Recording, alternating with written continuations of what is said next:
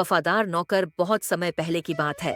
उत्तर भारत के एक छोटे से राज्य में राजा प्रताप सिंह का शासन था।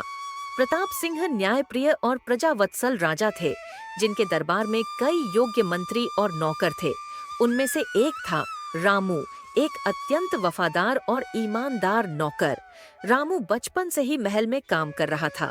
उसके माता पिता की मृत्यु के बाद राजा ने उसे पाल पोस कर बड़ा किया और महल में एक नौकर के रूप में नियुक्त किया। रामू राजा से अगाध प्रेम करता था और उन्हें पिता के समान मानता था। रामू का काम था महल की देखभाल करना, राजा के लिए आवश्यक वस्तुओं की व्यवस्था करना और कभी-कभी उनके साथ बाहर के दौरे पर जाना। वह हमेशा समय पर काम करता, कभी शिकायत नहीं करता और न ही कभी कोई गलती करता। राजा भी उसकी ईमानदारी से बहुत प्रसन्न रहते थे। एक दिन राज्य में एक नेबरिंग राजा ने युद्ध की धमकी दी। राजा प्रताप सिंह को सेना तैयार करनी पड़ी।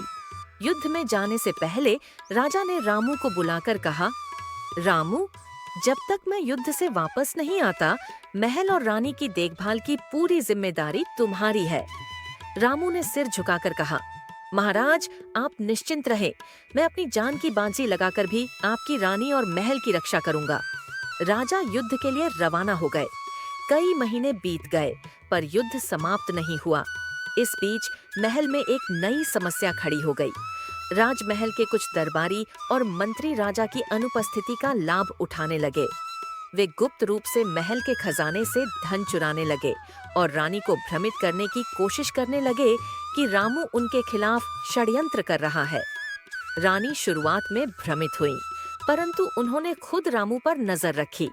उन्होंने देखा कि रामू हर कार्य निष्ठा से करता है।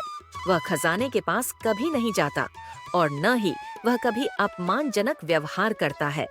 एक संदिग्ध हरकत दिखी। 3 मंत्री गुपचुप तरीके से खजाने के कक्ष की ओर जा रहे थे।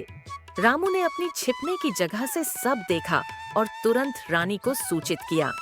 रानी ने गुप्त रूप से सिपाहियों को बुलवाया और उन मंत्रियों को रंगे हाथ पकड़वा दिया। अब रानी को रामू की निष्ठा पर पूरा भरोसा हो गया। उन्होंने उसे महल के सारे सुरक्षा प्रबंधों का प्रमुख बना दिया। कुछ महीनों बाद राजा प्रताप सिंह विजयी होकर लौटे। उन्होंने देखा कि महल पूर्णतः सुरक्षित है, रानी कुशल है और खजाना सुरक्षित है। जब उन्होंने रानी से महल की स्थिति पूछी, तो रानी ने रामू के साहस और निष्ठा की कहानी सुनाई। राजा भावुक हो उठे।